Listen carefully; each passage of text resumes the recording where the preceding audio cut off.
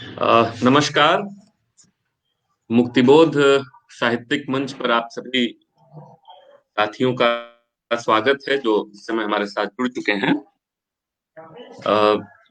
मुक्तिबोध साहित्यिक मंच ने पिछले 2-3 महीनों में विशेष करके कोरोना के समय में जबकि बौद्धिक विमर्श और बातचीत के तमाम प्रत्यक्ष विकल्प बंद थे, ऐसे दौर में लाइव व्याख्यान के माध्यम से नवजागरण और भारत की खोज इस विषय से संबंधित इस केंद्रीय विषय से जुड़कर कुछ लाइव आयोजनों की व्याख्यानों की एक श्रृंखला शुरू की है, जिसका 12वां लाइव व्याख्यान आज हो रहा है। और आज हम सबके बीच व्याख्यान के लिए युवा अध्येता डॉक्टर सुवनीत कौशिक जी मौजूद हैं। आज का जो हमारा विषय है, जवाहरलाल नेहरू का भारत स्वप्न। वस्तुतः हम ये समझते हैं कि जो भारतीय नवजागरण है, और जब हम साहित्य के विद्यार्थी के नाते साहित्य के अध्येता की हैसियत से जब इस पूरे प्रसंग को हम देखते हैं, तो हम पाते हैं कि पूरा हमारा नवजागरण ही एक किस्म का एक सामूहिक स्वप्न और उसकी चेतना से जुड़ा हुआ है। और यह उस तरह से हमारा अतीत नहीं है जिस तरह से इतिहास की बाकी घटनाएं होती हैं, क्योंकि नवजागरण की जो चेतना है वो आज भी हमारे साथ मौजूद है और हमारे आज को, हमारे पूरे बौद्धिक परिवेश को निर्मित करने में, संचालित करने में उसकी एक बड़ी भूमिका रही है। हम जवाहरलाल नेहरू हमारा जो हिंदुस्तान है, और जिस तरीके से उन्होंने, हम जानते हैं कि किसान आंदोलनों के साथ उन्होंने अपनी राजनीति की शुरुआत की थी, और दुनिया भर में जो राजनीति और समाज को चलाने के तमाम विकल्प मौजूद थे, उससे भिन्न एक तार्किक और धर्मनिरपेक्ष भावभूमि पर खड़े विचारों के साथ उन्होंने आजाद हिंदुस्तान की नींव रखने की कोशिश की। कहाँ तक सफल रहे और कहाँ तक असफल रहे, ये एक अलग विमर्श का मुद्दा है। लेकिन जब भी हम एक नए हिंदुस्तान की बात करते हैं, जिसका स्वप्न हमारे राष्ट्रीय आंदोलन में छिपा हुआ है, उसकी पूर्ववर्ती पीठिकाओं में छिपा हुआ है, जिसकी प्रेरणाएं छिपी हुई हैं, और हम देखेंगे कि किस तरह से आज पिछले 5-6 वर्षों की हम बात छोड़ दें, तो उसके पहले भी बाजार, पूंजी और इनके माध्यम से किस तरह से हमारे राष्ट्रीय आंदोलन की, नवजागरण की स्मृतियों पर लगातार हमले होते आए। तो ये आज के समय में यह जरूरी है कि हम पुनः अपने उन नवजागरण कालीन महान नेताओं, साहित्यकारों के विचारों को फिर से जो है एक बार जांचें, परखें और वास्तविक हिंदुस्तान का चरित्र स्वरूप क्या होना चाहिए, इसकी एक खोज करें। इस पूरी प्रक्रिया में जवाहरलाल नेहरू, जिनके के लिए एक किताब भारत की खोज इस बात को प्रमाणित करने के लिए पूरी तरह से प्रमाणित करती है कि किस तरह से साहित्य और संस्कृति का योगदान हमारे किसी भी राष्ट्रीय चरित्र को निर्मित करने में अपनी अहम भूमिका निभाता है। तो आज के बहुत दूसरी बात न करते हुए मैं आज के हमारे आमंत्रित साथी डॉक्टर सुवनीत कौशिक, जो कि इतिहास के शिक्षक हैं और पीएचई, जेएनयू जैसी संस्थाओं से पढ़े लिखे हैं, और हिंदी में हम उनको सोशल मीडिया के विभिन्न प्लेटफॉर्म से लेकर तमाम जो साहित्यिक पत्र पत्रिकाएं हैं, प्रतिष्ठित पत्र पत्रिकाएं हैं, उनमें लगातार इनके अध्ययनों से हम वाकिफ होते रहे हैं। और भी हाल ही में मैंने उनका एक लेख जो है पढ़ा, राजस्थान साहित्य अकादमी की जो पत्रिका है, उसका नाम भूल रहा हूँ, मधुमती। तो उसमें भी अभी अभी आपका हमने एक लेख पढ़ा। तो बिना किसी और भूमिका के मैं बहुत ही आदर के साथ, बहुत ही विनम्रता से आज के इस विषय पर बातचीत करने के लिए आमंत्रित करता हूँ हमारे अग्रज और युवा साथी डॉक्टर सुवनीत कौशिक जी को, कि वे आए और अपनी बातचीत रखें। डॉक्टर सुवनीत कौशिक जी। धन्यवाद मानवेंद्र भाई। सबसे पहले तो मैं शुरू करें। आपका मुक्तिबोध साहित्यिक मंच का आभारी हूँ कि मुझे अपनी बात कहने का नेहरू के भारत स्वप्न पर इस विषय पर अपनी बात रखने का अवसर दिया गया। हालांकि ये बातचीत तो 14 नवंबर को प्रस्तावित थी, लेकिन उस दिन दिवाली का त्योहार होने के कारण फिर उसको आगे बढ़ाया गया। और जवाहरलाल नेहरू के भारत स्वप्न, जैसा कि मानवेंद्र भाई बता रहे थे, कि वह डिस्कवरी ऑफ इंडिया से और नेहरू के अपने जीवन से जो उनकी प्रतिबद्धताएं रही हैं धर्मनिरपेक्षता के प्रति और सामाजिक सौहार्द के प्रति और सांप्रदायिक ताकतों के विरुद्ध संघर्ष करने का जो नेहरू का एक पूरा जुनून था, वह सभी उनके उस भारत स्वप्न से, उनके भारत के उस सपने से जुड़ती हैं। और तो इन सारे मुद्दों को लेकर बात रखने की मैं कोशिश करूंगा। और इसमें अगर हम देखें तो नेहरू का जो भारत स्वप्न है, वह उनकी रचनाओं में, उनके भाषणों में, उनके लेखों में तो दिखता ही है, लेकिन सबसे अधिक जो नेहरू का जो भारत स्वप्न है, वह उनके अपने जीवन में, उनकी जो पूरी राजनीति रही, उनके जो पूरे क्रियाकलाप रहे, चाहे वो कांग्रेस के नेता के रूप में हो या आज़ादी के बाद भारत के प्रधानमंत्री के रूप में हो, वह प्रतिबद्धता और उनके सरोकार, भारत के उनके जो सपने थे भारत को लेकर, जिस ख्वाब की वो तामीर करना चाहते थे, वो उसकी बानगी देती है। तो मैंने यहाँ एक कोशिश की है कि कुछ भाषणों के जरिए और कुछ जो उनकी पुस्तकें हैं, विशेषकर जो डिस्कवरी ऑफ इंडिया, जो हिंदी में हिंदुस्तान की कहानी शीर्षक से प्रकाशित हुई, उसके जरिए अपनी बात रखूं। मानवेंद्र भाई ने याद दिलाई कि किसान आंदोलन से जवाहरलाल नेहरू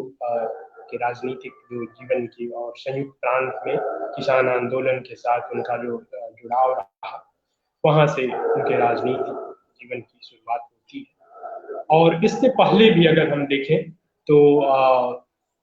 नेहरू का जो शुरुआती जीवन है, बिल्कुल बचपन में अगर हम देखें तो इलाहाबाद में वो उनके जो शिक्षक हैं फर्डिनांड ब्रुक्स के संपर्क में आने से विश्व साहित्य और दुनिया भर की जो राजनीति है उससे वे संपर्क में आए, और थियोसोफिस्ट आंदोलन के साथ भी उनका जुड़ाव रहा। और यही एक कारण था कि जब वे कैम्ब्रिज से पढ़ाई कर भारत वापस लौटे, तो होम रूल लीग के आंदोलन से नेहरू का जुड़ाव होता है। और उस समय का जो इलाहाबाद का परिवेश है, उसने भी निश्चित ही नेहरू को प्रभावित किया। और इसके बाद अगर हम देखें तो एक बड़ा जो नेहरू के जीवन में एक मोड़ आता है, वो भारतीय राष्ट्रीय कांग्रेस के सभापति के रूप में, जब नेहरू लाहौर कांग्रेस के अध्यक्ष बनाए जाते हैं। और यह एक महत्वपूर्ण परिघटना इस अर्थ में भी है कि वो भारतीय राष्ट्रीय कांग्रेस में पीढ़ीगत जो संक्रमण है उसको भी दर्शाती है, कि जो पीढ़ियों का एक अदला बदली हो रहा है। उससे पहले ठीक जो कांग्रेस हुई उसमें मोतीलाल नेहरू रहे, और उसके बाद जवाहरलाल नेहरू राष्ट्रीय कांग्रेस के सभापति बनते हैं। और जो 1929 का जो उनका अध्यक्षीय भाषण है, वह भी अपने आप में बहुत ही महत्वपूर्ण है। और उस भाषण में नेहरू ने जो बातें कही, जो विचार रखे सभापति के रूप में, वो भी उनके जो भारत के स्वप्न की जो बात जिसकी आज हम चर्चा करेंगे, उसकी झलक हमको उस भाषण में भी देखने को मिलती है। राष्ट्रीय कांग्रेस के सभापति का यह भाषण नेहरू ने जतीन्द्र नाथ दास को श्रद्धांजलि देते हुए शुरू किया। जतीन्द्र नाथ दास क्रांतिकारी, भगत सिंह के क्रांतिकारी साथी, जो 63 दिनों की भूख हड़ताल के बाद उन्होंने लाहौर जेल में देह त्याग दी थी। और फिर उनको श्रद्धांजलि देते हुए नेहरू ने लाहौर कांग्रेस के अपने भाषण की शुरुआत की थी। और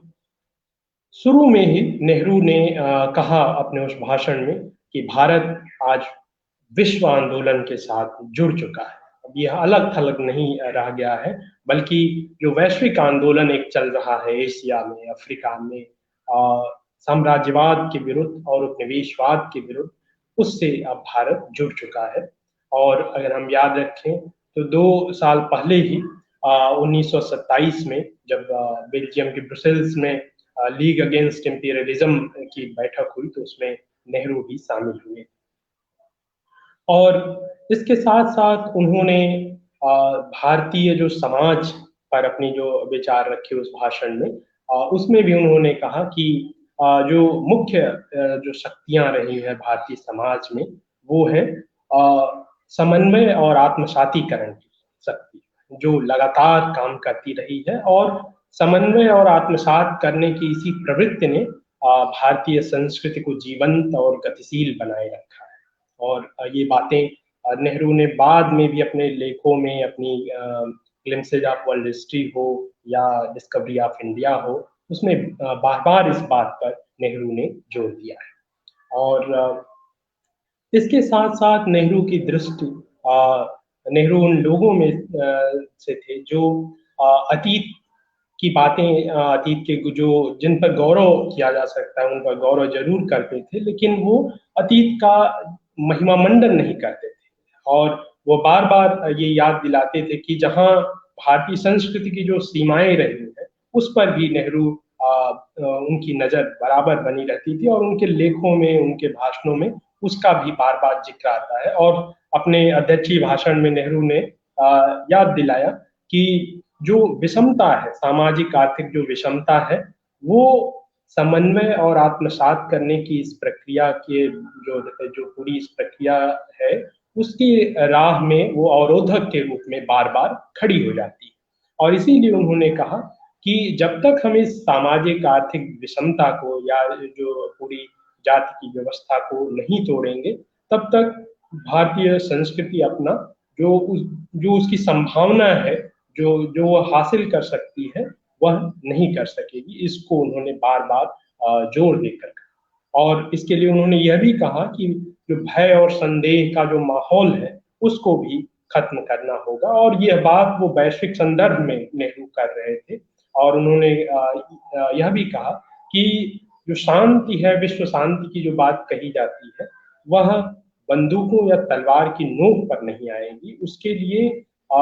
आजादी सभी दुनिया के सभी देशों और मानव समुदायों को स्वतंत्रता देनी होगी, उनकी समृद्धि, उनकी शांति सुनिश्चित करनी होगी, तभी विश्व शांति की स्थापना हो सकेगी। और नेहरू उस अंतर विरोध की ओर भी ध्यान दिलाते हैं, जहां एक ओर तो शांति को लेकर बड़ी बड़ी बैठकें होती थी, पीस कॉन्फ्रेंसेज हो रहे थे, और दूसरी ओर दुनिया के तमाम जो साम्राज्यवादी देश थे उनके बीच शस्त्रीकरण की होड़ लगी हुई थी। तो उसके अंतर विरोध को भी नेहरू ने अपने उस भाषण में रेखांकित किया। और उन्होंने ये भी कहा कि अपने लाहौर कांग्रेस के उसी भाषण में, जैसा कि हम सभी जानते हैं कि पूर्ण स्वराज्य का मसौदा उसके बाद लाया गया, और ये प्रस्ताव भी, पूर्ण स्वाधीनता का प्रस्ताव भी रखा गया। और उसमें नेहरू ने स्पष्ट कहा कि ब्रिटिश प्रभुत्व और ब्रिटिश साम्राज्यवाद से पूर्ण स्वाधीनता की हम मांग रखते हैं। और स्वाधीनता के बाद हम विश्व के सभी देशों से अपने आपसी सहयोग और समझदारी के आधार पर हमारे संबंध स्थापित होंगे, जिसमें इंग्लैंड भी शामिल होगा। और उन्होंने बिल्कुल स्पष्ट कहा कि एशिया और अफ्रीका के देशों में जो साम्राज्यवाद के विरुद्ध, उपनिवेशवाद के विरुद्ध एक संघर्ष चल रहा है, उसके प्रति भी भारत की पूरी सहानुभूति होगी, और उस संघर्ष में हम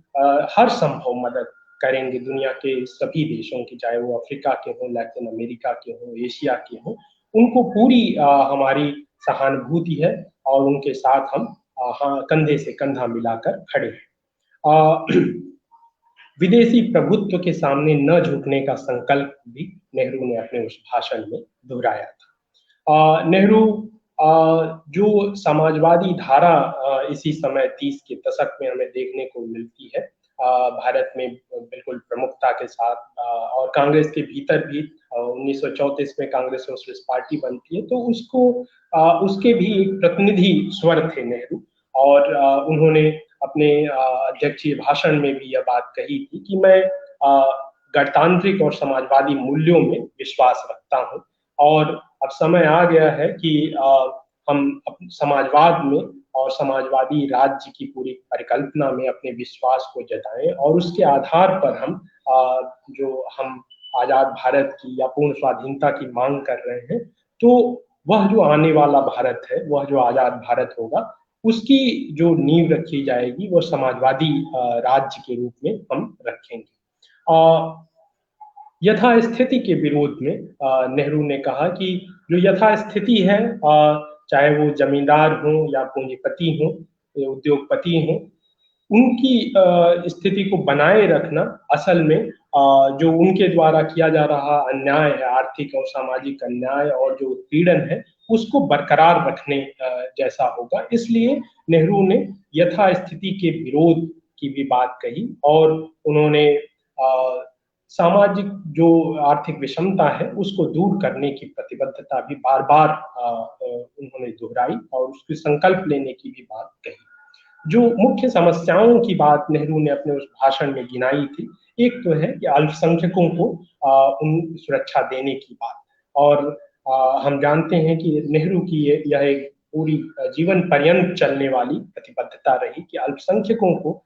सुरक्षित महसूस कराया जाए, कि किसी को यह न महसूस हो कि धर्म के आधार पर या भाषा या लिपि के आधार पर, संस्कृति के आधार पर उसके साथ देश में भेदभाव होगा, या उसके लिए रहना तक निर्भर हो जाएगा। और ये बातें आजाद भारत में और महत्वपूर्ण होती चली गई, और वर्तमान समय में हम देख रहे हैं कि किस तरीके से एनआरसी के जरिए या सीएए के जरिए लगातार अल्पसंख्यकों पर हमले किए जा रहे हैं। तो इस संदर्भ में भी, मौजूदा संदर्भ में भी नेहरू की जो प्रतिबद्धता है, जिसमें उन्होंने अल्पसंख्यकों को सुरक्षा देने की, अल्पसंख्यकों के अधिकारों को सुरक्षित रखने की बात कही थी, वह और महत्वपूर्ण हो जाती है। इसके साथ साथ नेहरू ने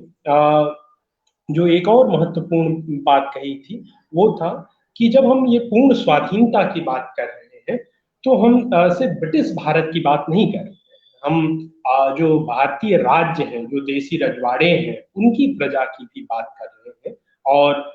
आगे के दशक में भारतीय राष्ट्रीय कांग्रेस ने और भारतीय राष्ट्रीय कांग्रेस के दूसरे नेताओं ने और स्वयं नेहरू और सरदार पटेल ने इस बात को बिल्कुल जोरदार ढंग से रखा कि जो आजादी की बात है और जो संघ बनाने की बात है, उसमें सिर्फ ब्रिटिश भारत के हिस्से या ब्रिटिश भारत की जनता शामिल नहीं है, बल्कि उसमें ब्रिटिश भारत के साथ साथ जो देसी रियासतें हैं या और भी जो राज्य या जो भी इलाके जो भारत में सम्मिलित होंगे, वो सभी शामिल हैं। तो ये बात 1929 में नेहरू कर रहे थे। और इसके साथ साथ अगर हम देखें तो नेहरू की जो पूरी प्रतिबद्धता है किसान आंदोलन के प्रति, जिसका जिक्र मानव भाई कर रहे थे, तो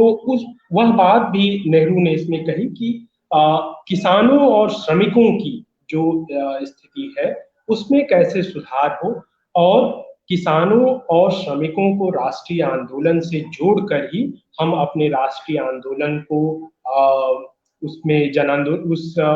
जन भागीदारी और उसकी जो एक तरीके से सार्वभौमिकता सुनिश्चित करने की बात है, उसको सर्वव्यापी बनाने की बात है। तो जब तक हम उसमें किसानों को और श्रमिकों को नहीं जोड़ेंगे, तब तक वह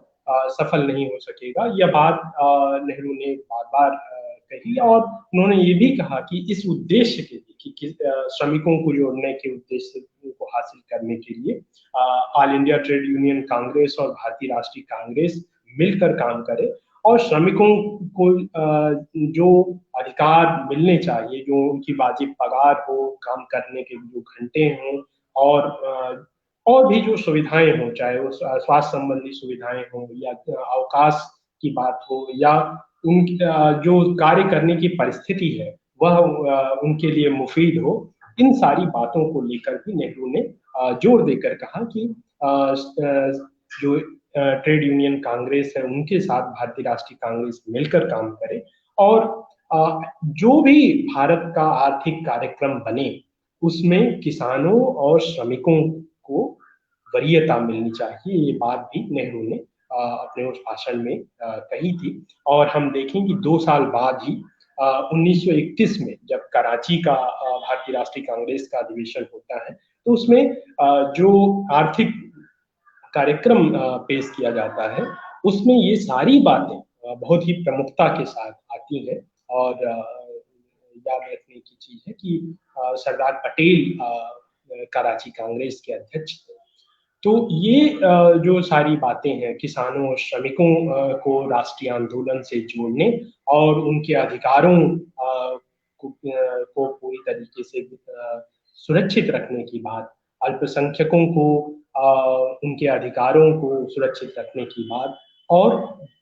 ब्रिटिश भारत के साथ साथ देसी रियासतों की जनता पर जो अत्याचार हो रहे हैं, जो कि भारतीय राजाओं द्वारा किए जा रहे हैं, भारतीय शासकों द्वारा किए जा रहे हैं, उसके विरुद्ध भी माहौल तैयार करना, और पूर्ण स्वाधीन भारत की जो संकल्पना है उसमें ब्रिटिश भारत के साथ साथ देसी रियासतें भी शामिल हैं, इसके संकल्प को भी नेहरू ने बार बार दोहराया। अपने उसी भाषण में नेहरू ने किसानों की बात करते हुए ये भी कहा कि जब तक हम जो भूमि बंदोबस्त है और जो अभी तक के जो भूमि कानून है उसमें जब तक हम सुधार नहीं करेंगे तब तक किसानों की स्थिति में आमूल जो परिवर्तन की जो हम बात कर रहे हैं वह संभव नहीं होगा। और अगर हम आगे अब देखें तो भारत छोड़ो आंदोलन के दौरान जैसा कि हम जानते हैं कि नेहरू और कांग्रेस के तमाम बड़े नेता गिरफ्तार कर लिए गए। नेहरू अहमदनगर की जो जेल में रखे गए 1942 से लेकर 1945 तक, और उस दौरान उन्होंने 1944 में उन्होंने जो है डिस्कवरी ऑफ इंडिया लिखी थी, और उसकी तैयारी तो इन वर्षों में चल ही रही थी। और उसमें उन्होंने बहुत प्रमुखता के साथ जो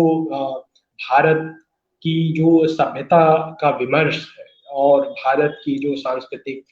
जिसको वो यूनिटी इन डाइवर्सिटी की जो बात कहते थे, विविधता में एकता की जो बात कहते थे, वो बहुत प्रमुखता के साथ नेहरू ने अपनी उस पुस्तक में रेखांकित किया है। और नेहरू से प्रभावित लोगों में जिस फिल्म से जुड़े हुए अगर देखें तो श्याम बेनेगल का नाम आता है, और उन्होंने बहुत सुंदर डॉक्यूमेंट्री की तरह से डॉक्यू ड्रामा जैसा बनाया उस पर भारत एक खोज शीर्षक से, जो दूरदर्शन पर कई बार उसको प्रसारित भी किया गया। और तो वह जो भारत एक खोज है या हिंदुस्तान की जो कहानी है उसमें नेहरू जो शुरुआत करते हैं उसी में यह बात आती है, जो भारत माता की जो चर्चा है उसकी बार बार चर्चा होती है। और अभी हाल में पुरुषोत्तम अग्रवाल जी ने उन्होंने पुस्तक भी संपादित की है जिसमें नेहरू के लेख हैं, नेहरू पर लिखे गए लेख हैं, हु इज भारत माता शीर्षक से। तो नेहरू ने जो डिस्कवरी ऑफ इंडिया के आरंभ में ही ये बात कही है कि जो भारत माता है वो कौन है। और यह लेख दरअसल 1937 में नेहरू पहले भी यह लेख लिख चुके थे, जिसमें उन्होंने कहा कि मैं दिल्ली के आसपास के इलाकों में पानीपत, सोनीपत, रोहतक से होकर गुजर रहा था और रैलियों को संबोधित, और ये 1936-37 के दौरान जो चुनाव हो रहे थे उस दौरान की बात है। तो रोहतक में ये हो रही थी सभा, और वहां नेहरू ने, जब नेहरू गए तो लोगों ने वंदे मातरम और भारत माता की जय के नारे लगाए। और फिर नेहरू ने बिल्कुल आरंभ में ही पूछा कि ये जो आप भारत माता की जय के नारे लगाते हैं वो भारत माता कौन है। फिर लोगों ने अपने सोचना शुरू किया, और फिर नेहरू लिखते हैं कि फिर एक हट्टा कट्टा जाट उठ खड़ा हुआ जो जिसको देखने से लगता था कि वो अनगिनत पीढ़ियों से किसानी करता आया है, और वह खड़ा हुआ और उसने कहा कि भारत माता यह धरती है। फिर नेहरू ने पूछा कि यह धरती से क्या मतलब है आपका, क्या ये गांव की धरती, ये इस जिले की धरती या इस देश की धरती। तो फिर इन सवालों के क्रम में फिर लोगों ने कहा कि आप ही बताएं कि भारत माता कौन है। तो नेहरू ने कहा कि ये धरती, ये नदी, ये पहाड़, ये मैदान, इनकी गिनती तो है ही, लेकिन जिनकी असली गिनती है वो आप सभी लोग हैं। हिंदुस्तान के करोड़ों लोग, महिलाएं, पुरुष, किसान, श्रमिक, छात्र, युवा, सभी लोग, आप सभी भारत माता हैं। और फिर नेहरू लिखते हैं कि ये बात जैसे ही उनके समझ में आई, जो लोग वहां उपस्थित थे उनकी आंखों में एक चमक आ गई। तो ये जो नेहरू की संकल्पना है भारत माता, जो और वो वह परंपरा नेहरू को गांधी से, टैगोर से जोड़ती है, जो राष्ट्रवाद की बात करते हुए भी किसी संकीर्ण राष्ट्रवाद की वो बात नहीं है। वह राष्ट्रवाद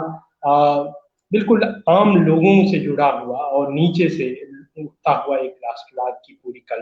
परिकल्पना है, जिसमें सभी लोग शामिल हैं, अपने अपने आकांक्षाओं के साथ, अपने अपनी जो उनकी प्रेरणाएं हैं उसके साथ शामिल है। और उससे नेहरू अपनी बात, ये जो हिंदुस्तान की कहानी है उसकी बात वो शुरू करते हैं। और वो कहते हैं कि ये जो हिंदुस्तान का जो विचार है, ये एक विचार तो है कि ये एक गाथा भी है, एक कल्पना चित्र भी है, एक ख्वाब है, लेकिन ये एक ऐसा ख्वाब है जो सच्चा है, जो वास्तविक है, जो जीवंत है। तो और पूरे भारत भर में, हिंदुस्तान भर में ये भारत व्यापी है, फैला हुआ है। तो इस तरीके से नेहरू उस हिंदुस्तान की कहानी की शुरुआत करते हैं। और सब्यसाची भट्टाचार्य की एक बहुत सुंदर किताब है टॉकिंग बैक करके, तो उसमें उन्होंने इतिहास और इतिहास लेखन को लेकर आधुनिक भारत में जो प्रवृत्तियां देखने को मिलती हैं उस पर उन्होंने बहुत सुंदर किताब लिखी है। तो उसमें उन्होंने इतिहास लेखन को लेकर ये लिखा है कि 19वीं सदी से, चाहे वो बंकिम हो, विश्वनाथ काशीनाथ राजवाड़े हो, रामकृष्ण गोपाल भंडारकर हो, इन लोगों ने जो औपनिवेशिक इतिहास लेखन था, जो एक बिल्कुल एक तरीके से एकालाप था, जो जेम्स मिल से लेकर एल्फिंस्टन और दूसरे जो औपनिवेशिक इतिहासकार हैं उनके द्वारा जो पुस्तकें लिखी जा रही थी, विंसेंट स्मिथ तक जो आगे आती हो, तो उसमें एक तरीके से दिखाया जा रहा था कि भारतीयों के एवज में भी वही जो उपनिवेशवादी इतिहासकार है वही बोल रहे हैं। तो एक एकालाप चल रहा है जिसमें वो बता रहे हैं कि इनके पास तो इतिहास का कोई बोध नहीं था, इनके यहाँ तो समय और काल की कोई परिकल्पना नहीं थी, ये सारी बातें कही जा रही थी। लेकिन 19वीं सदी के उत्तरार्ध से भारतीयों द्वारा अपने जो उपनिवेशवादी, जो उनके ब्रिटिश उपनिवेशवादियों के प्रति एक संवाद की प्रक्रिया शुरू होती है, जहां वो जिसको वो टॉकिंग बैक कहते हैं, कि फिर से भारतीयों द्वारा अब अपनी बात कही जा रही है, उसके उनके द्वारा कही गई जो बातें थी और उपनिवेशवादी इतिहासकारों द्वारा उनको उनका प्रत्युत्तर दिया जा रहा था, उनका जवाब दिया जा रहा था। और इस प्रक्रिया का जो जिसमें काशी प्रसाद जायसवाल है, रमेश चंद्र मजूमदार है, तमाम सारे लोग, अक्षय कुमार मैत्रेय बंगाल में, और इतिहास संशोधन मंडल जैसी जो पूरी एक मुहिम चलती है, तो उस प्रक्रिया का एक उत्कर्ष हमको देखने को मिलता है 1944-45 में जाकर, जो डिस्कवरी ऑफ इंडिया, जो और अभी 75वां वर्ष भी अब शुरू हो रहा है, डिस्कवरी ऑफ इंडिया के 75 वर्ष भी अब पूरे होने जा रहे हैं। तो उस तरीके से, और उसमें सब्यसाची भट्टाचार्य ने लिखा है कि उन्होंने जो 2-3 मुख्य बातें इसमें रेखांकित की कि एक तो आश्चर्य का भाव है इस डिस्कवरी ऑफ इंडिया में, कि जो भारतीय सभ्यता और संस्कृति की जीवंतता को लेकर, उसकी गतिशीलता को लेकर और उसके सातत्य को लेकर, उसके निरंतर्य को लेकर जो एक आश्चर्य का भाव है, और उसके साथ साथ यह रेखांकित करने का भाव कि विविधता के साथ कुछ एकता का तत्व है, कुछ ऐसा एक अदृश्य धागा है, जिसको नेहरू कहते थे कि एक अदृश्य धागा है जो इस सारी विविधता के मनके हैं उनको एक सूत्र से, एक धागे से पिरोता है वो। तो उसको लेकर भी विविधता में एकता को, सामाजिक संस्कृति को सौहार्द के भाव को रेखांकित करने का भाव। लेकिन जो तीसरी और सबसे महत्वपूर्ण बात है, अतीत के महिमा मंडन से बचने का जो पूरा एक प्रयास है नेहरू के द्वारा कि अतीत का जो थोथा महिमा मंडन ना हो, जो उसमें सीखने की बातें हैं, जो उसमें गर्व करने की बातें हैं, उस पर बिल्कुल गर्व होना चाहिए, लेकिन उसमें महिमा मंडन जैसी कोई चीज नहीं होनी चाहिए। और इसी को इतिहासकार लाल बहादुर वर्मा जो इतिहास बोध शब्द इस्तेमाल करते हैं, तो नेहरू की रचनाओं में, नेहरू के लेखों और भाषणों में हमें यह इतिहास बोध भी देखने को मिलता है। चाहे वो आप विश्व इतिहास की झलक उठाकर देखें, या हिंदुस्तान की कहानी, या उनके जो दूसरे जो लेख और भाषण हैं, उसमें भी हमको ये बार बार देखने को मिलता है। और उन्होंने कहा कि हम दूसरों जो ज्ञान के क्षेत्र में हम दूसरे देशों से, दूसरे मुल्कों में जो भी हो रहा है, यूरोप में, अमेरिका में, उससे हम सीखने से कोई गुरेज नहीं करेंगे। लेकिन उन्होंने ये भी कहा कि जो नकल की बुनियाद पर जो सच्ची आध्यात्मिक और सांस्कृतिक उन्नति है, वो संभव नहीं है, और सच्ची संस्कृति तो अपने जमीन से ही उगा करती है, ये बात भी। और नेहरू ने कहा कि जो सच्ची संस्कृति की जड़ है वो जनता में होती है। तो इस बात को भी और एक और अगर हम उनका लेख लें, जो संस्कृति के 4 अध्याय में दिनकर द्वारा लिखी गई अद्भुत पुस्तक की जो भूमिका लिखी है नेहरू ने, उसमें भी उन्होंने इस बात को रेखांकित किया है, सामाजिक संस्कृति की बात को, मिलीजुली संस्कृति की बात को, और सामाजिक राजनीतिक सौहार्द के बात को लेकर, और सातत्य और परिवर्तन के जो तत्व रहे हैं, एक वो निरंतरता है, तो दूसरी ओर परिवर्तन भी है। और उसको उन्होंने बहुत सुंदर शब्दों में कहा है कि परंपरा के आवरण में परिवर्तन की प्रक्रिया लगातार चलती रहती है। तो ये जो परंपरा है, उसके साथ साथ उसके कहीं गहरे परिवर्तन की एक अदृश्य प्रक्रिया भी चल रही होती है। और नेहरू कहते हैं कि जो अचल दिखने वाले सामाजिक सांस्कृतिक तत्व हैं, जो लगता है कि वो टस से मस नहीं हो रहे हैं, उनके भीतर भी कहीं ना कहीं बहुत गहरे परिवर्तन के तत्व काम कर रहे होते हैं। तो और इसके साथ जो बहुत महत्वपूर्ण उन्होंने एक बात कही कि भारतीय इतिहास और संस्कृति में किसी को यह नहीं समझना चाहिए, किसी धर्म या समुदाय के लोगों को, कि उन्हीं की देन है, उन्हीं की बनाई हुई ये भारतीय, बल्कि उन्होंने, नेहरू ने कहा कि भारतीय इतिहास और संस्कृति के निर्माण में भारत के हर वर्ग, हर धर्म, हर जाति, हर समुदाय के लोगों का महत्वपूर्ण योगदान है। और जैसे जैसे हिंदुस्तान स्वाधीनता के करीब आता गया, नेहरू की दृष्टि भारत के साथ साथ जो अंतर्राष्ट्रीय मंच पर भारत का प्रतिनिधित्व और भारत की भागीदारी थी, उसकी ओर भी रहा। और इसका एक प्रमुख उदाहरण है जो एशियाई देशों की कॉन्फ्रेंस आयोजित की गई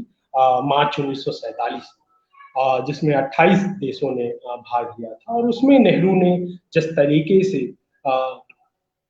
एशियाई देशों के बीच परस्पर सहयोग को रेखांकित किया, और उन्होंने कहा कि हम आज एक ऐसे क्षण पर उपस्थित हैं, एक ऐसे मोड़ पर हम खड़े हैं इतिहास के, जहां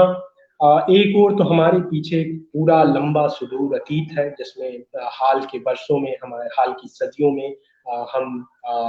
पराधीनता के समय से गुजरे हैं। पराधीनता का वह काल, औपनिवेशिक वर्चस्व का वह काल, उपनिवेशवादी प्रभुत्व का वह समय, जिसने एशिया को अलग थलग कर दिया, जिसने एशिया के देशों के बीच जो संपर्क के सूत्र थे उनको तोड़ दिया, जो एशिया के देशों के बीच जिसमें एक सांस्कृतिक सामाजिक जो उनकी परस्परता थी, उसको समाप्त कर दिया। तो आज जब भी औपनिवेशीकरण के कारण और उपनिवेशवाद विरोधी आंदोलनों के कारण, साम्राज्यवाद विरोधी आंदोलनों के उत्कर्ष के कारण, अब जब हम स्वाधीनता हासिल कर रहे हैं, तो हमारे पास यह अवसर है कि हम फिर से उस संपर्क के सूत्रों को, संपर्क के उन जो धागे हैं, उनको फिर से हम जीवंत करें, उनको फिर से हम बांधें एक दूसरे को, और जो एक नया विश्व बनने जा रहा है उसमें हम अपनी भागीदारी सुनिश्चित करें। क्योंकि अब जो ये साम्राज्यवादी प्रभुत्व का दौर है, अब वो अंतिम सांसें ले रहा है, ये बात नेहरू ने कही थी। और एक और बात जो प्रमुखता से उन्होंने कही, और ये बात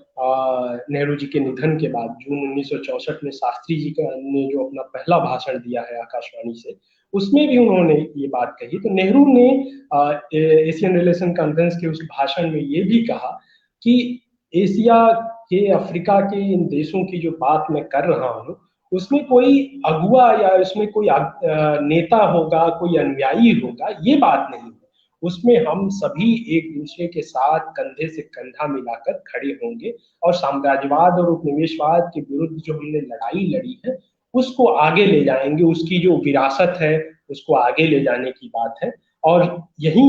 नेहरू जो है संकीर्ण राष्ट्रवाद को भी उसके विरुद्ध खड़े हो दिखाई पड़ते हैं, जहां वो कहते हैं कि राष्ट्रवाद लोगों से शुरू होकर और अंतर्राष्ट्रीयता में वो तब्दील हो जाना चाहिए, जिसमें अंतर्राष्ट्रीय बंधुत्व, विश्व बंधुत्व की बातें वो रेखांकित करते हैं। और शांति के संदर्भ में नेहरू ने बार बार कहा कि विश्व शांति की स्थापना तभी हो सकेगी जब दुनिया के सभी देश स्वतंत्र होंगे, सभी को सुरक्षा, शांति और अवसर मिलेंगे, तभी ये जो विश्व शांति की बातें हम करते हैं वो संभव हो सकेंगे। एक और महत्वपूर्ण पड़ाव आता है जब अंतरिम मंत्रिमंडल बनता है और संविधान सभा की बैठकें शुरू होती हैं, तो उसमें भी एक महत्वपूर्ण जो नेहरू का जो भारत स्वप्न है उसका भी एक हमको उसकी बानगी मिलती है, उसकी साक्ष्य मिलती है, जिसमें 13 दिसंबर 1946 को जो नेहरू ने ऑब्जेक्टिव रेजोल्यूशन रखा है संविधान सभा में, वह भी बहुत महत्वपूर्ण है। और अपने थोड़े से संशोधित रूप में जो आज का हमारा संविधान की उद्देशिका या प्रस्तावना है, वह लगभग वही है जो ऑब्जेक्टिव रेजोल्यूशन नेहरू ने रखा था। नेहरू ने संविधान सभा को उस दिन संबोधित करते हुए कहा कि संविधान के जरिए हम एक राष्ट्र की, एक नए भारत की जो नींव रखने जा रहे हैं, उसमें उसकी ईंटों की बात तो हम करेंगे, लेकिन सबसे पहले जब हम कोई इमारत बनाने जा रहे होते हैं तो उसका एक खाका हमारे पास होता है, उसका एक हमारे पास प्लान होता है कि हम क्या बनाने जा रहे हैं। तो उसमें अपने नेहरू ने जो ऑब्जेक्टिव रेजोल्यूशन रखा, उसमें उस इमारत का जो नए हिंदुस्तान के निर्माण की जो बात कर रहे थे नेहरू, उसका खाका उन्होंने पेश किया। और उसमें उन्होंने यह बात भी रेखांकित की कि ये जो ऑब्जेक्टिव रेजोल्यूशन है या संविधान सभा में हम जो भी करने जा रहे हैं, उसमें हम वह सब कुछ एक तरीके से भारत की जनता के लिए और विश्व के लिए भी संदेश देने वाला होगा। और जो देश नव स्वाधीन हो रहे हैं या जो अभी अभी जिन्होंने स्वाधीनता हासिल की है, उनके लिए भी ये एक प्रेरणादायी का काम करेगा। और ऑब्जेक्टिव रेजोल्यूशन के संदर्भ में नेहरू ने कहा था कि ये संविधान सभा के लिए तो है ही, उसको राह दिखाने वाला, उसके उद्देश्यों को बताने वाला तो है ही, लेकिन कहीं न कहीं इसके जरिए हम भारतीय जनता से भी मुखातिब हैं, भारतीय जनता से भी हम रूबरू हैं और विश्व के साथ भी हम संवादरत हैं इस संविधान सभा के जरिए। और इस ऑब्जेक्टिव रेजोल्यूशन में क्या बातें थी? सबसे पहले नेहरू ने कहा कि भारत एक स्वाधीन और संप्रभु राष्ट्र होगा और इसके साथ साथ गणतंत्र होने की भी बात उन्होंने कही कि सॉवरेन इंडियन रिपब्लिक की जो पूरी कल्पना है, उन्होंने इस ऑब्जेक्टिव रेजोल्यूशन में उसको बहुत प्रमुखता से रखा। और सबसे एक और महत्वपूर्ण बात जो ऑब्जेक्टिव रेजोल्यूशन में उभर कर आती है कि नेहरू ने कहा कि जो इस भारत की जो संप्रभु भारतीय गणतंत्र की जो हम बात कर रहे हैं, उसकी शक्ति और उसके प्राधिकार, उसकी सत्ता और उसके जो भी घटक हैं, चाहे वो सरकारें हो या जो भी उसकी मशीनरी हो, उसकी शक्ति और सत्ता हमें भारतीय जनता से मिल रही है। तो जनता से सत्ता और शक्ति लेने का ये जो परिकल्पना है, वह भी ऑब्जेक्टिव रेजोल्यूशन में उभर कर आती है। और अपने उसी ऑब्जेक्टिव रेजोल्यूशन में, जैसा कि मैंने कहा कि जो प्रस्तावना है आज का हमारे संविधान की, उसमें न्याय जिसने और पूरे क्रम से सामाजिक, आर्थिक और राजनीतिक न्याय की बात कही गई। और उसके साथ साथ संघ और राज्य के संबंधों की बात थी। साथ ही ये कहा गया कि माइनॉरिटीज को, अल्पसंख्यकों को, आदिवासियों को और अन्य जो पिछड़ा वर्ग के, पिछड़े क्षेत्रों के लोग हैं, उन सभी को उनके अधिकारों को सुरक्षित रखने की बात कही गई। साथ ही राष्ट्र की एकता और अखंडता को अक्षुण्ण रखने की भी बात कही गई। तो संविधान के संदर्भ में नेहरू ने कहा था अपने इसी ऑब्जेक्टिव रेजोल्यूशन को पेश करने के बाद कि संविधान मुद्रित और लिखित शब्दों में किसी राष्ट्र के लोगों की जो आकांक्षाएं हैं, जो उनकी कल्पनाएं हैं, उनको स्वर देता है। तो और ऑब्जेक्टिव रेजोल्यूशन सही अर्थों में उसको पूरी तरीके से अपने आप में वो जज्ब किए हुए हैं कि जो हिंदुस्तान के करोड़ों लोगों की जो आकांक्षाएं थी, उनकी जो अभिप्रेरणाएं थी, उनको मुद्रित और लिखित शब्दों में भारत का संविधान सच्चे अर्थों में स्वर देता है। और इसके साथ साथ उन्होंने अपने उसी भाषण में संयुक्त राज्य अमेरिका और फ्रांस और सोवियत रूस की भी बात कही कि किस तरीके से 18वीं सदी में अमेरिका और फ्रांस ने लोकतंत्र की जो नींव रखी और कितने संघर्षों से होकर गुजरे। और अभी 30 साल पहले 1917-1918 के दौरान सोवियत रूस की जनता ने किस तरीके से एक नए दुनिया की पूरी परिकल्पना की, जिसमें उन्होंने जिक्र किया। और इसी के साथ उन्होंने ये कहा कि भले ही इसमें लोकतंत्र और समाजवादी शब्द नहीं आ रहा है, लेकिन ये लोकतंत्र और समाजवादी राज्य इस पूरे ऑब्जेक्टिव रेजोल्यूशन में और पूरे संविधान की जो हमारी परिकल्पना है उसमें मौजूद है। तो भले ही इसमें यहाँ मैं इसको शामिल नहीं कर रहा हूँ लोकतंत्र और समाजवादी राज्य की बात, लेकिन वह उसमें शामिल है, ऐसा समझा जाना चाहिए। ये बात भी नेहरू ने बहुत प्रमुखता के साथ कही। और इसके साथ ही उन्होंने कहा कि जो संविधान सभा है वह पूरे भारत के लोगों की आकांक्षाओं को स्वर देते हुए विश्व के साथ, विश्व के सभी देशों के साथ बंधुत्व, सहयोग और उनकी भलमनसी, उन अपने तरफ से उन सभी देशों के लिए भलमनसी, हम किसी भी देश के प्रति हमारी बुरी कोई हमारी इच्छा नहीं है या हमारी ऐसी कोई सोच नहीं है। हम सभी देशों के साथ सहयोग और परस्पर मित्रता की बात और परस्पर मित्रता स्थापित करना चाहते हैं, ये नेहरू ने कहा। उसके बाद अगर हम देखें तो नेहरू के जो भारत स्वप्न की जो बात है, उसमें सबसे महत्वपूर्ण अगर मैं दस्तावेज अगर मानता हूँ तो वो लेटर्स टू चीफ मिनिस्टर है, जो 5 खंडों में लगभग 400-500 पेज के 5 खंडों में है। और 1900 अक्टूबर 1947 से लेकर और दिसंबर 1963 नेहरू ने हर 15 दिन पर मुख्यमंत्रियों को पत्र लिखे। और ये पत्र अगर आप देखें तो जो संघीय भारत की जो कल्पना थी कि संघ और राज्य किस तरीके में कहा गया कि भारत राज्यों का संघ होगा, तो वह पूरी परिकल्पना किस तरीके से साकार रूप लेती है वो इन 15 सालों, इन 14-15 सालों में नेहरू ने दिखाया है। वो लेटर्स टू चीफ मिनिस्टर समकालीन भारत के इतिहास को भी समझने का महत्वपूर्ण दस्तावेज है। और उसमें आप देखिए कोई ऐसा मुद्दा नहीं है जो उस समकालीन विश्व में घट रहा हो या भारत में घट रहा हो, चाहे वो विभाजन और शरणार्थियों के मुद्दे हों या रजवाड़ों के विलय में जो कठिनाइयां और समस्याएं आ रही हैं, या केंद्र और राज्य के संबंधों को लेकर हो, राज्यों के पुनर्गठन का मसला हो, भाषाई प्रांतों के गठन का मसला हो, पंचवर्षीय योजनाओं के निर्माण में और स्रोतों को लेकर कैसे संसाधनों का बंटवारा हो, इन सारे प्रश्नों को लेकर, खेती और किसानी के सवालों को लेकर, खाद्यान्न के संकट से जिससे भारत जूझ रहा था और हरित क्रांति से जिसका बहुत हद तक समाधान निकला, सांप्रदायिकता की समस्या को लेकर, कश्मीर और पूर्वोत्तर के राज्यों की समस्या को लेकर, नागरिक अधिकारों के सवालों को लेकर, और सिर्फ भारत ही नहीं, एशिया में, दक्षिण पूर्व एशिया में और यूरोप, अमेरिका, विश्व में क्या चल रहा है उसकी भी जानकारी नेहरू और उस पर अपने विचार भारत के प्रतिनिधि के रूप में, राष्ट्राध्यक्ष के रूप में उनकी क्या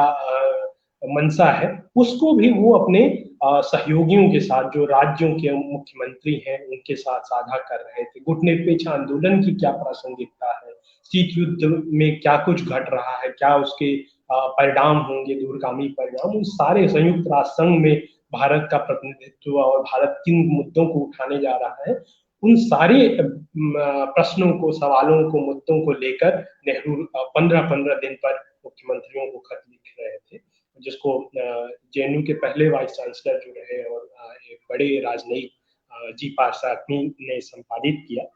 तो आज की परिस्थिति में हम देखें तो संघ और राज्य को लेकर जो एक तमाम राज्य आर्थिक संसाधनों से बिल्कुल वंचित किए जा रहे हैं, जीएसटी और दूसरे तमाम तरीकों से राज्य जो है बिल्कुल आर्थिक रूप से उनके पास आर्थिक संसाधन सूखते जा रहे हैं और राज्य बिल्कुल निर्भर होते जा रहे हैं केंद्र पर कि वो अपने किसी भी योजना या किसी भी नीति को संपादित करने के लिए उन्हें केंद्र का मुंह देखना पड़ रहा है। और केंद्र और राज्य की जो संबंधों की एक बनी बनाई परंपरा चली आ रही थी और सुदृढ़ परंपरा थी, वो हाल के वर्षों में जीएसटी और दूसरी नीतियों के जरिए उनका क्षरण हुआ है। और संस्थाओं को लेकर जो राज्य की और राज्य से स्वतंत्र जो स्वायत्त संस्थाएं थी, चाहे वो निर्वाचन आयोग सुकुमार सेन पहले उसके मुख्य निर्वाचन आयुक्त रहे और उन्होंने जिस तरीके से निर्वाचन आयुक्त के रूप में जहां उसका जिक्र आता है बार बार कि महिलाओं का जब निर्वाचन मतदाताओं की सूची तैयार हुई तो उसमें बहुत सारी महिलाओं के नाम ऐसे थे जिसमें लिखा हुआ था कि फला की अम्मा या फला की बीवी। तो सुकुमार सेन ने कहा कि भले मतदाता सूची तैयार करने में कितना भी विलंब हो जाए, लेकिन जब तक महिलाओं के नाम नहीं दर्ज होंगे तो किसी दूसरे के नाम पर कि फला की माँ या फला की बीवी के नाम पर वैसे नहीं हो। तो थोड़ा विलंब जरूर हुआ लेकिन उन महिलाओं की अस्मिता उन्हें मिली। तो इस तरीके से जो एक संस्थाओं के प्रति भी नेहरू की जो प्रतिबद्धता रही, चाहे वो निर्वाचन आयोग रहा हो या उच्चतम या उच्च न्यायालय रहे हो, और इन सारी चीजों को लेकर जो भारत का जो स्वप्न है वह सब इसमें शामिल है। और नेहरू का जो भारत स्वप्न है, नेहरू कहा करते थे कि मैं एशिया की संतान हूँ और उसके साथ साथ में मेरे विचारों पर पश्चिम की भी बहुत गहरी छाप रही है। तो नेहरू का जो भारत है वो सिर्फ भारत तक सीमित नहीं है, वह टैगोर की तरह, वह गांधी की तरह कहीं ना कहीं दुनिया से भी जुड़ा हुआ है। उसका जुड़ाव बहुत गहरे दुनिया से भी है। एक और प्रतिबद्धता जो नेहरू की रही, जीवन पर्यंत प्रतिबद्धता रही, वह थी वैज्ञानिक दृष्टिकोण को बढ़ावा देने की, जो नेहरू ने बार बार वकालत की। आप भारतीय विज्ञान कांग्रेस के मंच से नेहरू ने जो भाषण दी 1947 से लेकर 63-64 तक, उन्होंने सिर्फ 2 मौके आए, 1948 और 61 में उन्होंने वो कार्य व्यस्तता के कारण नहीं जा पाए भारतीय विज्ञान कांग्रेस में। नहीं तो उन्होंने लगातार भारतीय विज्ञान कांग्रेस के मंचों से जो बात रखी है और उसको आप देखें, जो बलदेव सिंह ने संपादित भी किया है उन भाषणों को, आप उन भाषणों को देखें। नेहरू वहां एक ओर तो वैज्ञानिक समुदाय से मुखातिब है और दूसरी ओर भारत की आम जनता से रूबरू है। और उसमें नेहरू बार बार ये बात कह रहे हैं कि हमें जो गरीबी की, अशिक्षा की, भुखमरी की, गंदगी की, जो हम तमाम ये तकलीफें और जो तमाम कठिनाइयां हमारे सामने हैं, जो समस्याएं हमारे हैं सामने, जिनसे हम वाबस्ता हैं, उनको हल करने के लिए हमें विज्ञान पर भरोसा करना होगा। और वैज्ञानिकों से वो बार बार आग्रह करते हैं कि आप अपनी प्रयोगशालाओं तक सीमित मत रहिए, आप अपने आसपास के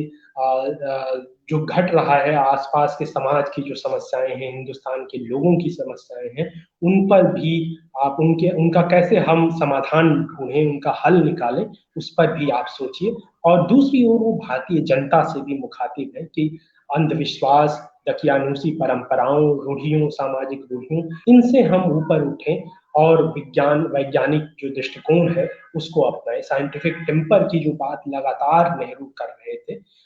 आज हम कोरोना महामारी से जब जूझ रहे हैं तो कहीं ना कहीं हम विज्ञान के प्रति भरोसा तो जता रहे हैं। और इसी संदर्भ में एक और महत्वपूर्ण बात है कि 1948 में नई दिल्ली में विश्व स्वास्थ्य संगठन ने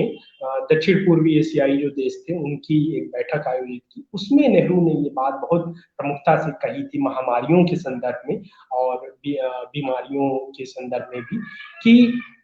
आज विश्व एक दूसरे से इस तरीके से जुड़ा हुआ है कि दुनिया के जो विकसित देश हैं वो ये सोचें कि सिर्फ वो निरोग हो जाएं या स्वस्थ हो जाएं या वो बीमारियों से निजात पा लें, और दुनिया के जो दूसरे अल्प विकसित देश हैं या अविकसित देश हैं वो बीमारी और गंदगी में पड़े रहें तो और उन तक बीमारी नहीं पहुंचेगी, तो ये एक भ्रम में रहना होगा या ये जो है गलत धारणा होगी। क्योंकि दुनिया आज एक दूसरे से ऐसे जुड़ी हुई है, दुनिया के सारे देश, कि आप बीमारियों को या महामारियों की प्रसार को रोक नहीं सकेंगे। तो इसलिए उन्होंने कहा कि विश्व स्वास्थ्य संगठन के संदर्भ में भी नेहरू ने कहा था कि विश्व स्वास्थ्य संगठन की नीतियां यूरोप और अमेरिका को ध्यान में रखकर अब तक पूरी तरीके से केंद्रित रही हैं, और अब समय आ गया है कि एशिया, अफ्रीका और लैटिन अमेरिका के देशों की क्या आवश्यकताएं हैं स्वास्थ्य के क्षेत्र में, बीमारियों के संदर्भ में, उनको ध्यान में रखकर नीति बने और उसका पालन हो, और उस तरीके से हम एक नए विश्व की पूरी संकल्पना कर सकते हैं। तो और इस दिशा में दवाओं के क्षेत्र में भारत आत्मनिर्भर बने, इसको भी लेकर यह नेहरू की प्राथमिकता रही। और इसमें आप देख लीजिए कि सेंट्रल ड्रग रिसर्च इंस्टीट्यूट हो या हिंदुस्तान एंटीबायोटिक्स हो या नेशनल वायरोलॉजी के इंस्टीट्यूट, इन सारे नेशनल ट्यूबरकुलोसिस इंस्टीट्यूट, ये सारे संस्थान बनाने में भारत को दवाओं के औषधि निर्माण के क्षेत्र में आत्मनिर्भर बनाने में नेहरू का बहुत योगदान रहा। वैज्ञानिक दृष्टिकोण के साथ साथ विज्ञान कांग्रेस में नेहरू ने बार बार ये कहा कि नैतिकता और मानवीय मूल्यों के प्रति भी वैज्ञानिकों का, चिकित्सकों का ध्यान उस तरफ भी रहना चाहिए, क्योंकि नैतिकता और मानवीय मूल्यों से जो रहित विज्ञान होगा वह विज्ञान विकास नहीं विनाश की ओर हमको ले जाएगा। इस बात को भी नेहरू ने बार बार रेखांकित किया। अब अपने इस वक्तव्य के अंतिम पड़ाव में मैं भारत की हिंदुस्तान की कहानी में नेहरू जब अंत करते हैं उसका, तो वहां पर उन्होंने निकोलाई ऑस्ट्रोवस्की जो कि सोवियत रूस के बड़े लेखक थे यूक्रेनी मूल के, उनकी एक उक्ति से उन्होंने अपने इस महत्वपूर्ण किताब का जो है अंत किया है। तो उसी उदाहरण से मैं भी यहाँ अंत करना चाहूंगा। वो निकोलाई ऑस्ट्रोवस्की ने लिखा है कि मनुष्य की, इंसान की सबसे प्यारी दौलत है वो जिंदगी है, और जिंदगी एक ही बार मिलती है। हमें इस तरीके से अपना जीवन जीना चाहिए कि कभी भी हमें अपने गुजरे हुए जमाने के ओछेपन और बुजदिली के लिए शर्म की तपन न महसूस हो। हमें अपनी जिंदगी ऐसी जीनी चाहिए कि जिंदगी में हमको उद्देश्यों के अभाव जैसा कभी महसूस ना हो, कि हम निरुद्देश्य से जीते रहे, उसकी कभी तकलीफ ना हो। और जब हम कह सकें कि मैंने अपनी जिंदगी, अपनी पूरी ताकत दुनिया के सबसे बड़े उद्देश्य की लगाई, और वह दुनिया का जो सबसे बड़ा उद्देश्य है वह है मानव जाति की आज़ादी, मनुष्य समुदाय की स्वतंत्रता। उसके लिए मैंने अपनी जिंदगी और अपनी पूरी ताकत न्यौछावर कर दी। और कहने की जरूरत नहीं है मित्रों कि जवाहरलाल नेहरू ने अपनी समूची जिंदगी मनुष्य स्वतंत्रता के लिए, चाहे वो भारत की हो या विश्व स्तर पर मानव समुदाय की बात हो, उन्होंने अपनी समूची जिंदगी न्यौछावर कर दी। और सचमुच उन्होंने जैसा कि उनके डेथ बेड के पास में जो पड़ा हुआ उल्लेख है, miles to go before I. तो ये जो नेहरू की जो प्रतिबद्धता है, भारत स्वप्न की जो बात रही, मुझे उम्मीद है कि मैंने कुछ बातें रेखांकित कर दी हैं। धन्यवाद।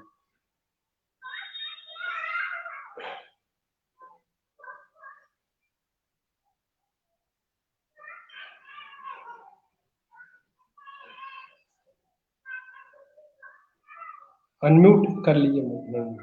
अनम्यूट कर लीजिए, आवाज आ।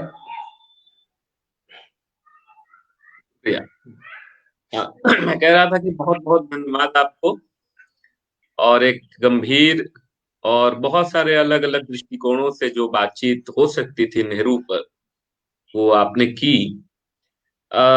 इससे पहले कि हम बातचीत समाप्त करें और या और कुछ बात करें, उस एक दो छोटे सवाल हमारे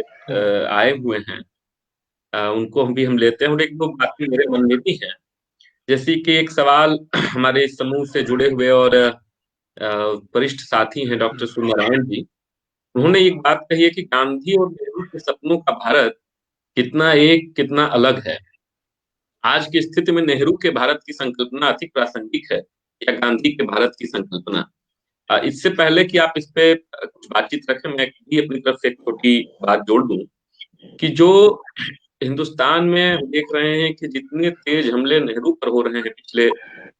वर्षों में, वो और तेज हुए हैं, हालांकि उसकी जड़ें और पहले तक जाती हैं।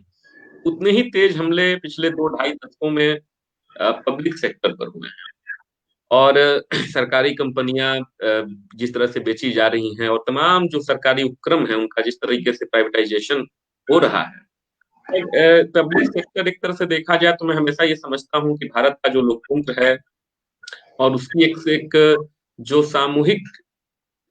जनवृत्त बन सकता है, उसकी एक अभिव्यक्ति है पब्लिक सेक्टर में। मुझे गांधी की नैतिकता भी दिखती है, और नेहरू की जो एक जिस पर हम बात कर रहे हैं कि भारत स्वप्न की, उसकी एक तार्किक और गांधी जी की एक नैतिक, दोनों की एक सामूहिक संकल्पना जो है वो पब्लिक सेक्टर के भीतर दिखाई देती है, मैं जैसा समझ पाया। तो इन सबके आलोक में जब हम देखते हैं कि ये जो हमले हो रहे हैं इनको हम कैसे समझें, और दूसरी जो सवाल हमने लिया कि भाई वो गांधी जी के नेहरू गांधी जी की संकल्पना भारत स्वप्न के संदर्भ में ज्यादा प्रासंगिक है या नेहरू जी की, तो इन सवालों पर कुछ बातचीत करके फिर हम अपनी बात खत्म करेंगे। हाँ। गांधी और नेहरू के सपनों के भारत की जो बात है उसमें बहुत सारे इतिहासकारों ने, इसमें प्रमुखता से अगर कहें तो सुधीर चंद्र ने गांधी एक असंभव संभावना में, उसमें जो 1945 में गांधी और नेहरू के बीच जो पत्राचार हुआ, उसके बाद भी कि नेहरू के और गांधी के बीच जो कुछ असहमतियां रहीं, जिसमें जिसको सुधीर चंद ने बहुत प्रमुखता से लिखा है कि जिसमें गांवों को लेकर जो क्योंकि गांधी के लिए जो जो वो बार बार जो कहते थे कि हिंदुस्तान जो 7 लाख गांवों में बसता है, ये बात उन्होंने बार बार कही, और उसको लेकर कुछ कि गांव क्या वो परिवर्तनशील गांव होंगे या गांव किस तरीके की जो कल्पना है उसको लेकर, या जो 1909 में गांधी ने हिंद स्वराज में जो बात लिखी, क्या वह ठीक उसी तरीके की गांव के बात पर अभी भी कायम हो, उसको लेकर गांधी, और हालांकि वो जो पत्राचार है वो बीच में ही अधूरा एक तरीके से समाप्त हो गया, जिसमें लेकिन अगर हम देखें तो नेहरू जो औद्योगिकरण को उन्होंने एक तरीके, चाहे आप द्वितीय पंचवर्षीय योजना से अगर आप देखें तो, क्योंकि भारत के सामने जो चुनौतियां, एक बड़ी चुनौतियां जो पेश थी, उसमें एक तो था खाद्यान्नों का संकट। वो बहुत बड़ा मसला था कि किस तरीके से हम खाद्यान्न का जो संकट हमारे सामने है उसमें आत्मनिर्भर कैसे बने। भारी उद्योगों को लेकर एक जो मसला था कि भारी उद्योगों की स्थापना कैसी हो, क्योंकि हैवी इंडस्ट्री जो है बाकी जो उद्योगों के लिए वो एक आधारभूत जो ढांचा है वो मुहैया कराते हैं। तो उन सारी चीजों को लेकर, हालांकि विज्ञान और मशीनों के विरुद्ध ऐसा नहीं था कि गांधी विज्ञान और मशीनों के विरुद्ध थे, क्योंकि जो इन सवालों को लेकर हिंद स्वराज के संदर्भ में कि जो सवाल पूछे गए गांधी ने, तो गांधी से उसमें भी यंग इंडिया में, नवजीवन में गांधी ने ये बातें लिखी कि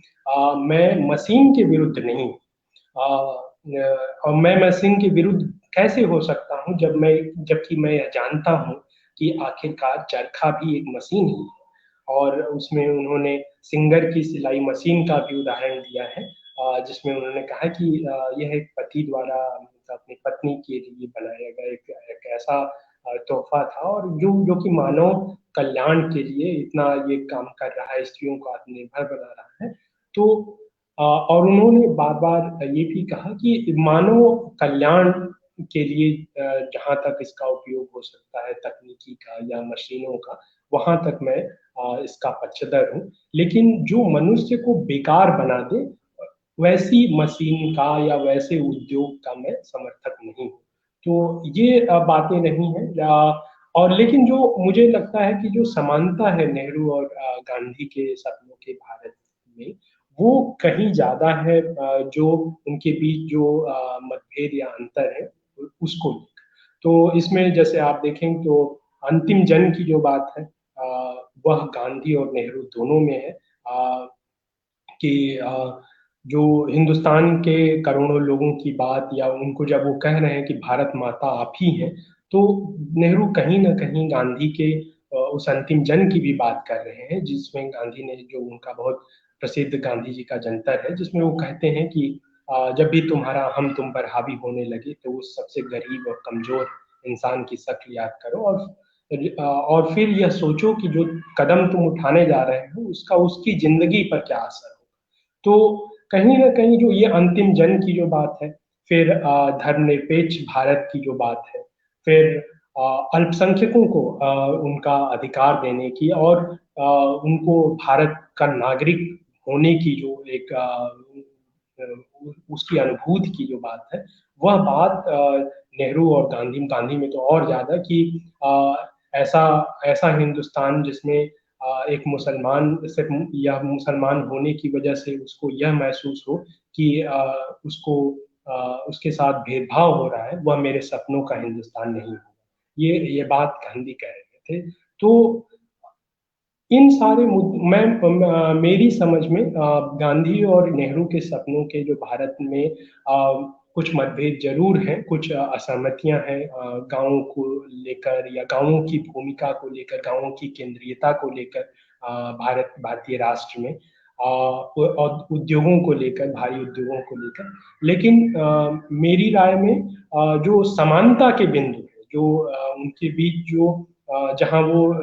एक साथ है, वो बिंदु कहीं जाते हैं, चाहे वो अल्पसंख्यकों का प्रश्न हो, भाषा, लिपि, संस्कृति की सुरक्षा का प्रश्न हो, उसके उनके अधिकारों का प्रश्न हो, धर्मनिरपेक्षता का जो मुद्दा है, या सांप्रदायिकता के विरुद्ध खड़े होने का जो साहस है, वो दोनों में एक बिल्कुल एक जैसा है, और दोनों एक दूसरे से होड़ लगाते दिखते हैं इन मुद्दों को लेकर। जो सार्वजनिक क्षेत्र का वो एक बहुत अहम मुद्दा है, और नेहरू बार बार ये बातें, जैसे आप अगर विज्ञान कांग्रेस के भाषणों को देखेंगे तो नेहरू बार बार ये कह रहे हैं कि विज्ञान को बढ़ावा दें। मतलब एक तो है कि वैज्ञानिकों को जो आश्वासन दे रहे हैं कि, और सिर्फ आश्वासन नहीं बल्कि उनके साथ हर संभव मदद देने की बात। वो ये कह रहे हैं कि भारत की समस्याओं की समाधान की बात जब, या उसका आग्रह जब मैं कर रहा हूँ आपसे, जब ये आह्वान कर रहा हूँ आपसे कि आप भारत की इन समस्याओं का समाधान करें, तो मैं भी पूरी तरीके से तैयार हूं कि उस समाधान की प्रक्रिया में जो भी आपकी आवश्यकताएं हैं, जो भी आपकी जरूरतें हैं, वह भारतीय राज्य उसको अदा करेगा। तो विज्ञान में निवेश करने की बात, और आज के उदाहरण में हम देख लें तो Tata institute of fundamental research जैसे संस्थानों में सैलरी न देने की स्थिति आ गई, कि जिसमें महीनों तक सैलरी नहीं दी जा सकी, या जो वहां पे शोधार्थी थे उनको शोध वृत्ति नहीं दी जा सकी। ये जबकि TIFR देश के सबसे प्रीमियम जो साइंस वैज्ञानिक संस्थान है, IISc के बाद TIFR का नाम आता है, तो वहां ये स्थिति पैदा हुई। LIC का उदाहरण आता है। LIC को लेकर LIC में तमाम जो इंश्योरेंस कंपनीज थी उस समय 50 के दशक में, उनको एक साथ लाकर LIC के उनको और इसको सार्वजनिक उद्यम के रूप में तब्दील करने का, भारतीय जीवन बीमा निगम बनाने की कल्पना नेहरू ने की और उसको साकार रूप दिया। और उन्होंने इसको लेकर संसद में भाषण भी दिया। लेकिन और आज के संदर्भ में हम देख रहे हैं कि भारतीय जीवन बीमा निगम जैसी जो लाभदायी आपकी सार्वजनिक क्षेत्र की कंपनियां हैं, उनका विनिवेश किया जा रहा है, डिसइन्वेस्टमेंट हो रहा है। तो और नेहरू बार बार ये चाहे वो डॉक्टरों से, जब जैसे मेडिकल काउंसिल ऑफ इंडिया की बैठक में नेहरू जब भाषण दे रहे थे, तो उन्होंने कहा कि जो स्वास्थ्य सुविधाएं हैं, जो सोशल सेक्टर है या जहां जरूरी क्षेत्र है, वहां राज्य तो हस्तक्षेप करना ही होगा उसको। स्वास्थ्य के क्षेत्र में आप निजी क्षेत्र पर नहीं छोड़ सकते कि जो सार्वजनिक स्वास्थ्य है हमने निजी क्षेत्र के हवाले कर दिया, कि हाथ खड़े कर दिए कि सरकार नहीं दे सकती है, बेड नहीं है हमारे पास, अस्पताल हम नहीं बना सकते। तो ये बात नेहरू ने बार बार कही है। और ऐसा नहीं है कि आज कोरोना की महामारी आ जाने से ये संकट, उस समय भी था, विभाजन की समस्या से उस समय भारत जूझ रहा था, शरणार्थियों की समस्या थी, लेकिन नेहरू और संसाधनों की अलग समस्या थी, संसाधन कम थे। और उसके बाद भी नेहरू अपनी इस प्रतिबद्धता से डिगे नहीं कि जो राज्य की सार्वजनिक क्षेत्र में जो सहभागिता होनी चाहिए, या स्वास्थ्य जैसे क्षेत्रों में, सामाजिक सुरक्षा के क्षेत्रों में, सोशल सिक्योरिटी के क्षेत्र में जो राज्य की जो प्रतिबद्धता है, उससे नेहरू ने कभी भी गुरेज नहीं किया। नेहरू लगातार उसको लेकर प्रतिबद्ध रहे कि राज्य को जहां अपना दायित्व निभाना चाहिए, वहां वह अपनी जिम्मेदारी से, अपने उत्तरदायित्व से पीछे नहीं हट सकता है। तो ये बात नेहरू ने हर सार्वजनिक क्षेत्र के संदर्भ में उन्होंने कही, और ये उनका लगातार उनके जीवन भर उनकी ये प्रतिबद्धता रही कि पब्लिक सेक्टर को जो भूमिका निभानी है, क्योंकि उद्योगों के क्षेत्र में बहुत सारे ऐसे क्षेत्र थे जहां निजी जो क्षेत्र था वो निवेश करने के लिए तैयार नहीं था, क्योंकि जो शुरुआती निवेश था उस पर मुनाफा मिलने की कोई गुंजाइश नहीं थी। तो इसलिए जहां घाटे का भी सौदा हो, वहां भी सार्वजनिक क्षेत्र को पहल करनी पड़ी। और उन बने बनाए इलाकों में, जैसे अब रेलवे का जिक्र आता है, तो अब आज के क्षेत्र में रेलवे में एक बना बनाया आधारभूत संरचना है, उसकी पूरी फंक्शनिंग की जो एक प्रक्रिया है, वहां आप जो है निजी क्षेत्र को जगह बना रहे हैं, उसके लिए एक स्पेस खड़ा किया जा रहा है। या सार्वजनिक क्षेत्र की ऐसी कंपनियां जो लंबे समय तक काम करती रही हैं, उन्हें अक्षम दिखाकर कि वो कार्य करने में अक्षम है, या उनको विफल दिखाकर, या उनके घाटों का बजट दिखाकर निजी क्षेत्र को या निजी कंपनियों की राह जो है उनके लिए तैयार की जा रही है। तो इसके बिल्कुल नेहरू विरुद्ध थे कि और उनका ये कहना था कि जो राज्य की जो दायित्व है, उत्तरदायित्व, और उसकी जो भी भूमिका है सामाजिक क्षेत्र को लेकर या भारत की जनता के प्रति, उससे वो बिल्कुल भी हट नहीं सकता है, डिग नहीं सकता है। ये बात नेहरू ने बहुत स्पष्टता के साथ।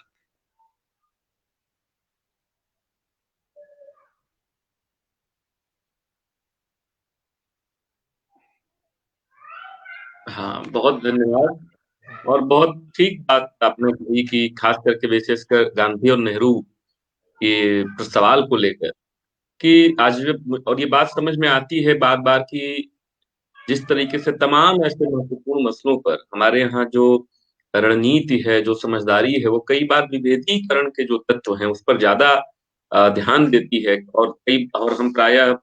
जो समानता के तत्व हैं विचारकों के भीतर या विचारधाराओं के भीतर, उनको हम नजरअंदाज कर देते हैं। और गांधी नेहरू के साथ ही भाषा का जैसे सवाल है, हिंदी उर्दू जैसी भाषाओं जिसका आपने जिक्र भी किया कि भाषा, लिपि, संस्कृति के संरक्षण को लेकर भी उन दोनों के भीतर एक मतैक्य था। तो ऐसे तमाम मसलों पर हम जो विभेदीकरण के तत्वों को बार बार प्रमुखता देते हैं, इसकी बजाय हमें उन समान धर्मा तत्वों की चर्चा करनी चाहिए। बहुत अच्छा लगा, बहुत अच्छा वक्तव्य रहा हम सबके लिए, और हमारे तमाम जो सुधी श्रोता हैं उन्होंने भी अपने कमेंट्स में आपके प्रति धन्यवाद व्यक्त किया है। और हम सब भी हाँ, मैं निजी तौर पर अपने और मुक्तिबोध साहित्यिक मंच इलाहाबाद के अन्य तमाम दूसरे साथियों की ओर से भी आपके प्रति बहुत बहुत धन्यवाद देता हूँ। और आज हमारे इस लाइव सेशन में जो तमाम साथी जुड़े, जिन्होंने आज इस कार्यक्रम में अपनी उपस्थिति दर्ज की, आप सबके प्रति बहुत आभार। और डॉक्टर सूर्यनारायण सर के प्रति भी विशेष तौर पे आभार, जिन्होंने इतने सुंदर विषय की संकल्पना की और एक आपका चुनाव किया एक वक्ता के रूप में। आप सबके प्रति एक बार पुनः धन्यवाद। और किसी अगले आयोजन में हम फिर आपके रूबरू होंगे। इसी के साथ नमस्कार।